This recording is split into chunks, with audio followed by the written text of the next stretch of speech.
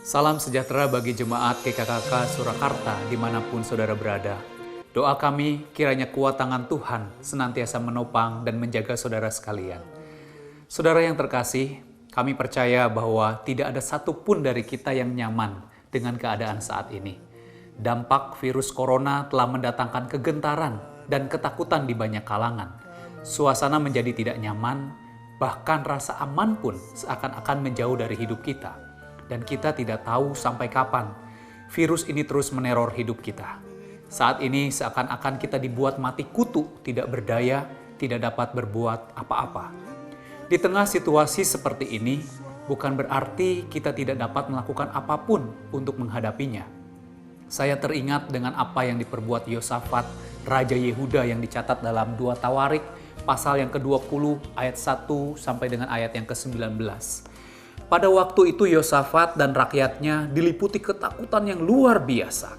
Dan dikatakan mereka tidak tahu harus berbuat apa. Karena mereka diperhadapkan dengan suatu serangan pasukan perang yang begitu besar yang dilakukan oleh bangsa Edom, Amon, dan juga orang-orang Meunim. Dalam keadaan bingung dan tidak tahu harus berbuat apa, Yosafat melakukan satu perbuatan benar. Apa perbuatan benar itu? Pada ayat yang ketiga dan keempat menyatakan demikian. Yosafat menjadi takut, lalu mengambil keputusan untuk mencari Tuhan. Ia menyerukan kepada seluruh Yehuda supaya berpuasa.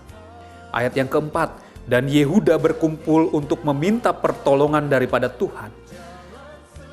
Mereka datang dari semua kota di Yehuda untuk mencari Tuhan. Saudaraku, dalam situasi yang sulit, di mana jumlah pasukan mereka kalah besar dengan musuh mereka, dan ketika mereka tidak tahu harus berbuat apa, Yosafat sebagai seorang raja, pemimpin yang besar, dia tahu satu kebenaran, yaitu datang mencari pertolongan Tuhan. Yosafat tahu siapa itu Tuhan, karena dikatakan di ayat yang ke-6 dan yang ke-7, itulah alasan mengapa Yosafat datang mencari Tuhan. Yosafat tahu bahwa Tuhan itu adalah Tuhan yang berkuasa di sorga dan juga di bumi.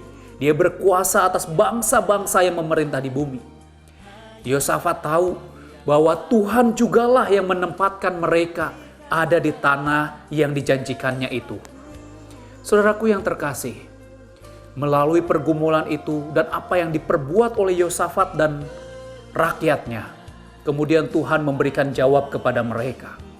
Tuhan menjanjikan satu kemenangan atas musuh mereka, musuh yang begitu menakutkan buat mereka.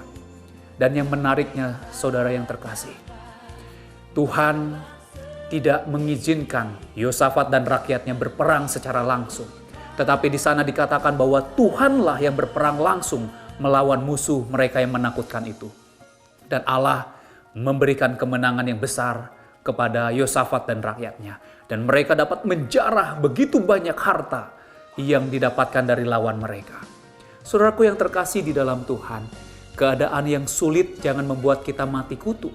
Tetapi berbuatlah satu kebenaran, yaitu dengan mencari Tuhan. Karena dialah alasan kita hidup sampai dengan hari ini.